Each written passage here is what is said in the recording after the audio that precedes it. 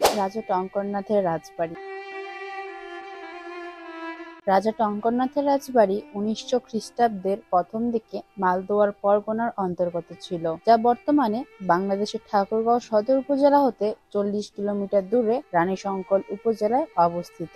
ইতিহাস হতে জানা যায়, রাজা টঙ্করনাথের পূর্বপুরুষদের কেউ জমিদার ছিল না। বর্তমানে রানীশংকল উপজেলার সদর হতে ৭ কিলোমিটার পূর্বে কাটিহার নামক জায়গায় গোয়ালা বংশীয় নিঃসন্তান এক জমিদার বাস করতেন। উক্ত জমিদারের মন্দিরে সেবায়ত হিসেবে কাজ করতেন টঙ্করনাথের পিতা বুদ্ধিনাথ। গোয়ালা জমিদার ভারতে কাশী যাওয়ার সময় ত্রম্যপাতে দলিল করে যান যে তিনি ফিরে না এলে মন্দিরের সেবায়েত বুদ্ধিনাথ জমিদারির মালিক হবেন।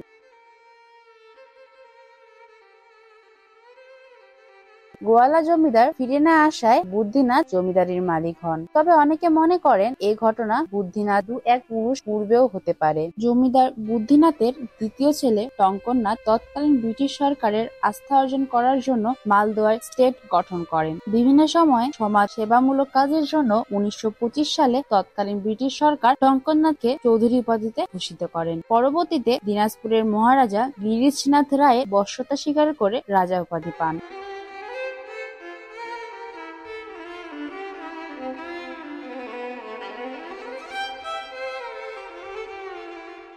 পরে রাজা টঙ্করনাথের স্ত্রী রানী শঙ্করী দেবীর নাম অনুসারে মালদোয়ার স্টেটের নামকরণ করা হয় রানীশংকল। দেশভাগের প্রাকালে রাজা জমিদারি ছেড়ে ভারতে পাড়ি জমান। এর মধ্যে দিয়ে মালদোয়ার স্টেট রাজা টঙ্করনাথ চৌধুরীর জমিদারির পরম্পরার সমাপ্তি ঘটে।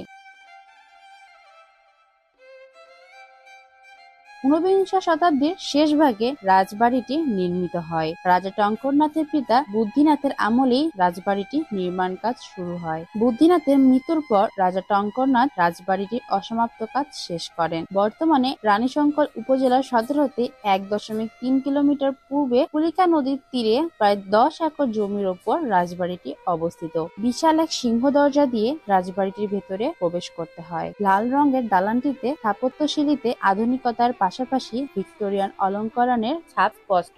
রাজবাড়ি সংলগ্ন উত্তর-পূর্ব কোণে কাছারি বাড়ি, পূর্বে দুটি পুকুর এবং রাজবাড়ি থেকে ২০০ মিটার দক্ষিণে রামচন্দ্র জয়কালী মন্দির অবস্থিত।